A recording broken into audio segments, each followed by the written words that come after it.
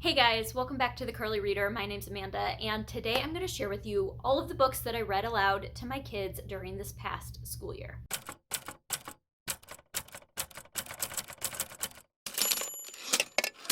All right, so I have dabbled with reading aloud to my kids over the past few years, but during the 2020-2021 school year, we decided to homeschool our kids just to provide them with a little bit more stability and things like that. They will be going back to school in the fall, but for the 2020-2021 school year, they were home. And as part of them being at home, we made sure that we were very adamant and very persistent on keeping a read aloud schedule.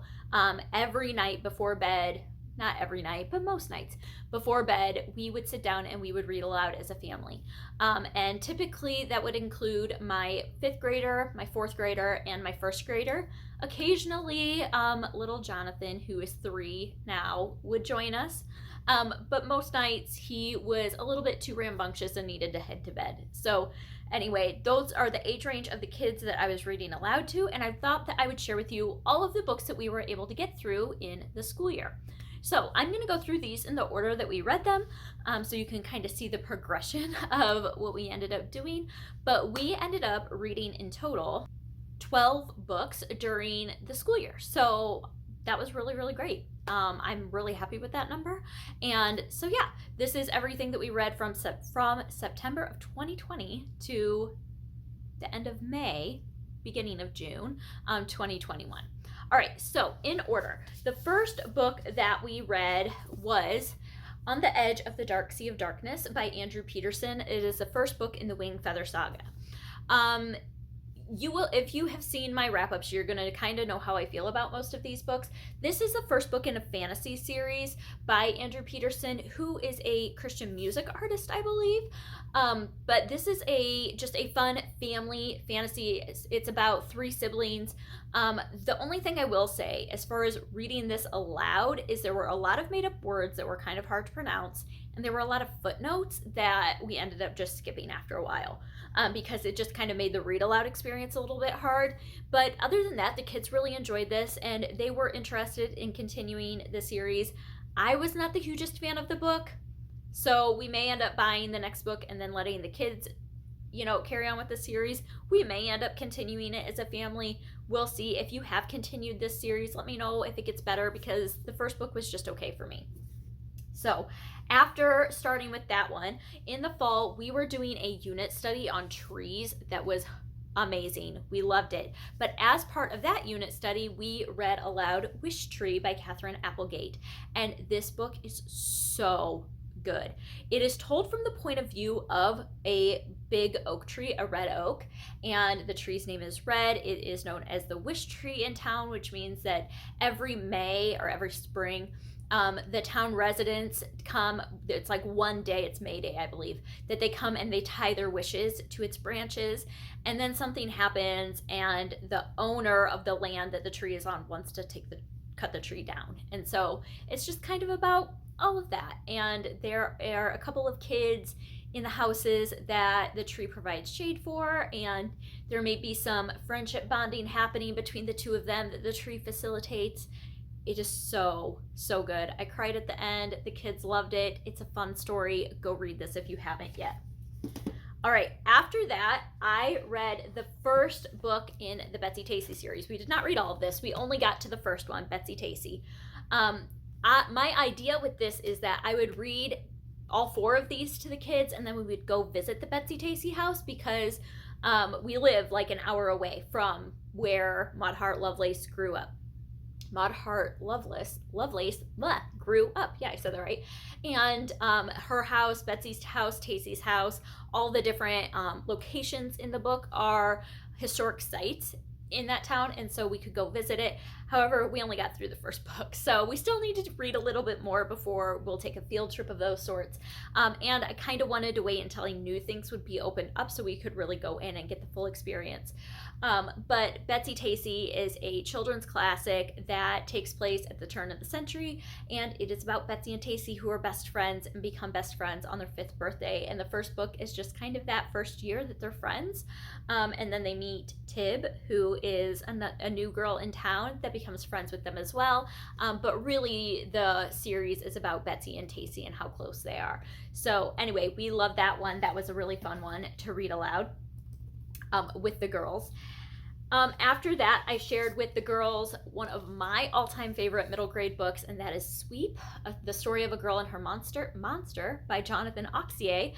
This is a historical fantasy that takes place in I don't remember. It's about chimney sweeps. The little girl is a chimney sweep and gets stuck in a chimney, and then her little golem friend saves her and they become friends, and it's just kind of about them, and you get to learn a lot about Jewish cultural history with golems and things like that, as well as a lot about chimney sweeps. This is one that definitely piqued the curiosity of the girls, just like it did mine when I first read it, and I loved that we could kind of dive in and explore what being a child chimney sweep was in Victorian London, England, and what that life was like. So yeah, I will say there are a couple of scenes in this book that are fairly gruesome, that have to do with fire and burns on humans, and so just kind of depending on the age range you're reading to, that may be something that you want to be aware of. After that, we got into Christmas season, and the first book I knew I wanted to read with the kids was A Boy Called Christmas by Matt Haig. This is one that I read last year by myself, and I loved it so much. It's just a fun, very Roald Dahl-esque Christmas story about a boy called Christmas. He is in search of his father, who had gone off kind of on an expedition and never really returned, and so he went looking for him, and in the process finds Elfhelm and the magic that lives there. Adventure just kind of takes off from there, and it was super fun. The kids laughed hysterically. There's body humor in this, bodily function humor, things like that little kids think are hilarious, and so we ended up reading that one. And then after that, we read The Best Christmas Pageant Ever by Barbara Robinson. This is a very, very short book that is older, that is just about this rowdy, rough group of kids, siblings in town, and they end up coming to this church and participating in their Christmas pageant. They want to be in the Christmas pageant, and so they let them, even though they know it's going to be kind of a handful. They do it, and it's just about the kids and how the church allowing them to be part of the Christmas pageant, how that really ministers to the kids, and it was so much fun. And there is an old movie that is an adaptation of this book, and so we ended up watching that as well. So that was a lot of fun, and the kids loved this. They just laughed so hard throughout this book, and it's super, super, super short. So if you're looking for a short Christmas book to read to your kids, highly recommend it. It's just a fun one. And then after Christmas, we ended up picking up Nevermore, The Trials of Morrigan Crow by Jessica Townsend.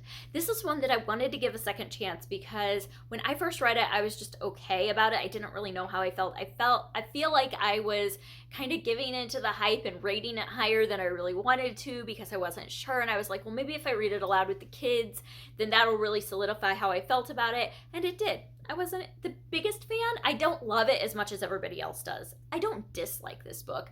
I just don't get why everybody thinks it is amazing because I don't quite feel that way about it.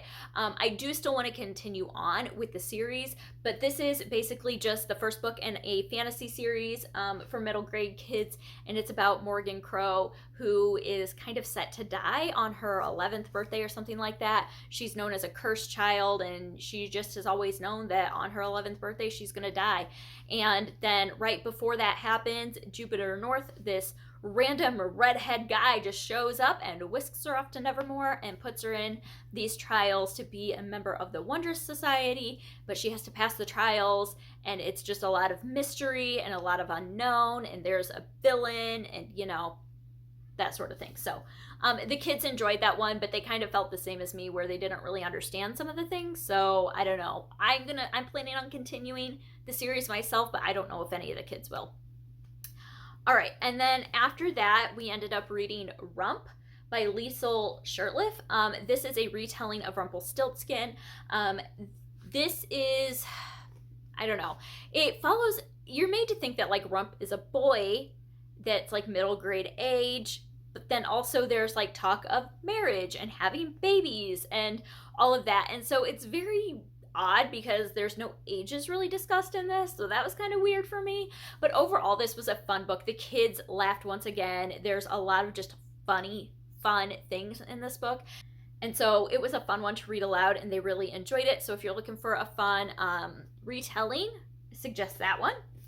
Oh, and I forgot to bring in, but the next one that we read is Tales of a Fourth Grade Nothing by Judy Blume. This is one that was requested by my girls because they listened to the audiobooks of the Fudge series quite a bit, and so they wanted to read Tales of a Fourth Grade Nothing, and so we did that. It's a fairly short book. It's an older book. It's a classic, a modern classic, but it is just about, what is his name? Peter, I believe, who is in fourth grade, and he has a toddler brother named Fudge who just ruins everything. And it's just kind of their shenanigans that they get into, with Fudge always just like getting into everything and ruining everything, and Peter getting frustrated, and just them kind of figuring out their brotherly dynamic. It was really funny. The kids really liked it. It's a, like I said, a modern classic. I feel like you have to love Judy Blume. So that was a really fun one that the kids had requested. And then we also read Mr. Popper's Penguins by Florence and Richard Atwater. This is a Newbery Honor book, but this is another classic that is just about penguins. And the main character, Mr. Popper, is obsessed with the Antarctic and Antarctic explorers and the Arctic both.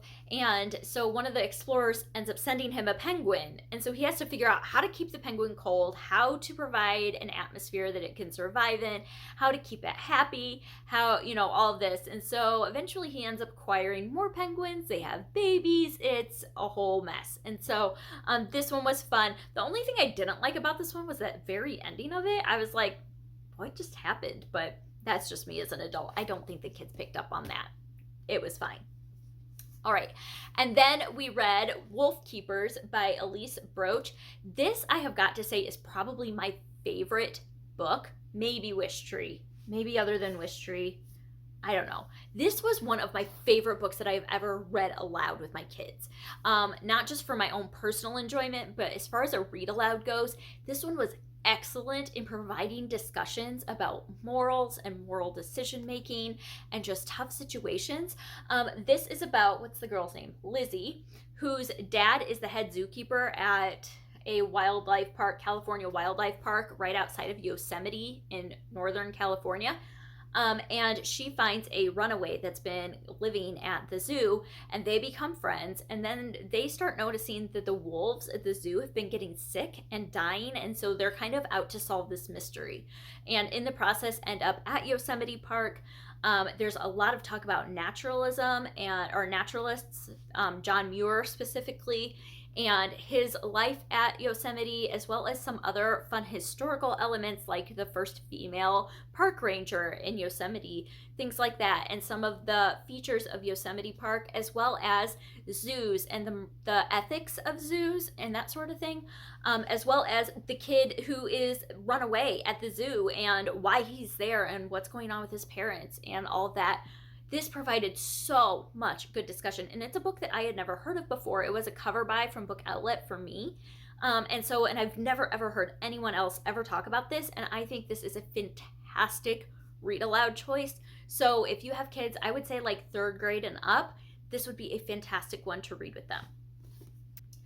And then the next book that we read was Ways to Make Sunshine by Renee Watson. This is a very Ramona-esque book, except it is about a little black girl living in Portland. And it's just all about her and her brother and her family and just daily life and school and friends and all of that. But it's great because it weaves in black culture in a way that isn't there to like do anything besides just be part of daily life, and I love that. I love that I could read that with my kids and share that with them. And just things like straightening hair and not being allowed to go swimming, things like that, going to church and what was expected at church and what you wore to church, and family dinners and all the food and all that. It was just fantastic. I loved it. I'm very much looking forward to reading the next in the series because it is going to be a series, and I cannot wait to read more. Renee Watson is fantastic, and I'm so glad she's putting these books out for kids. And then the last book that we read for our read alouds this school year was A Place to Hang the Moon by Kate Albus. This is a World War II historical fiction, and we read this one because we were doing a World War II study with the older two girls. And so I wanted to read something about World War II, and I had heard such amazing things about this book.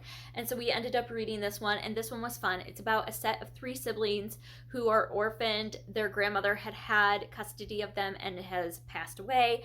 And so the lawyer that is kind of handling her affairs thinks that it might be best if they just evacuate to the countryside of London, as many children did during World War II, and find someone to stay with there, and maybe that would transpire into a forever home for them.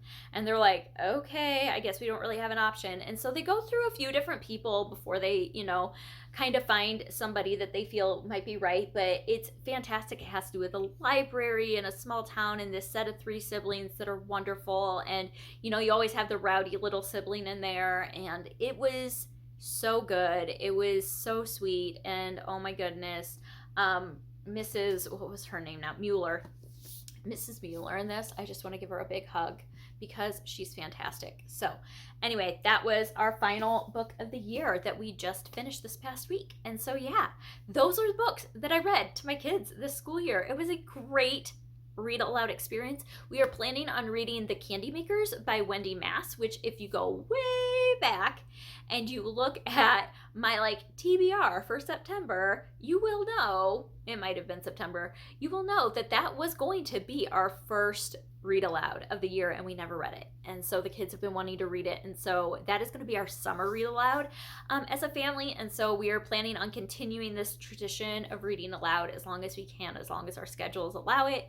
But yeah, that's going to do it for today. If you've read any of these books, if you have a favorite read aloud book that you have read to your kids, I would love to hear about it. Or your students even. If you're a teacher, I get so many good read aloud suggestions from teachers. So if you're a teacher, if you're a parent, if you have a favorite read aloud book, let me know what that is. If you have read any of these, if you have found any good suggestions, let me know that below. And I hope that you enjoyed this, and I hope that you stick around and subscribe. And until next time, see ya.